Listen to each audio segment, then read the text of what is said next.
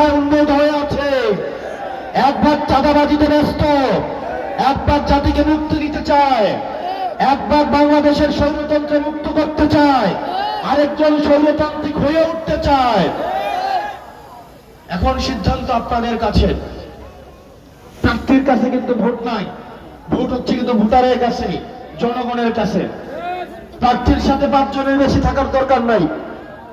আপনারা সবাই জনতার মধ্যে ময়দানে সবাই চলে যাবেন, প্রত্যেকটা বাড়ি বাড়ি চলে যাবেন। ইনশাআল্লাহ আমরা 12 তারিখ বিজয় নিয়ে আমরা সংসদে যাব। আপনারা পারবেন না? মোবারক ভাইরা জেল জুলুম মুসলিমের জীবন কাটিয়েছে, নির্যাতন নিপীড়ন করেছে ওনাদের উপরে।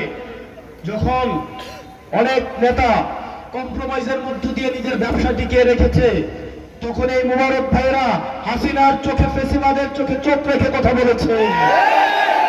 যখন ব্যবসা টিকিয়ে রাখার জন্য আওয়ামী লীগের সাথে মিলেমিশে ব্যবসা বাণিজ্য করেছে, আত্মীয়তা করেছে, তখন মোবারক ভাইয়েরা কখনোই আওয়ামী লীগের সাথে এক বিন্দু আপোষ করে নাই। আপনারা সবার কাছে যাবেন, প্রত্যেকটা মানুষকে ভোট কেন্দ্রে আসতে উদ্বুদ্ধ করবেন।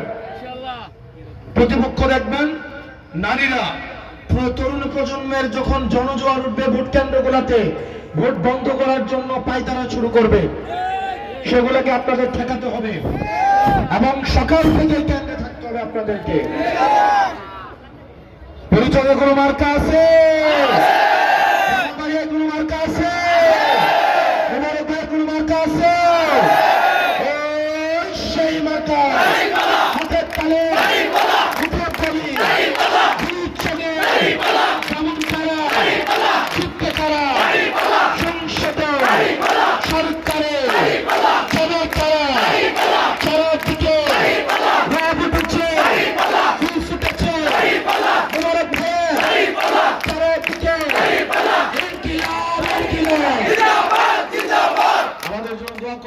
আল্লাহ যেন আমাদের ত্যাগ, আমাদের পরিশ্রম, আমাদের এই সব কিছুকে কবুল করে নেয়।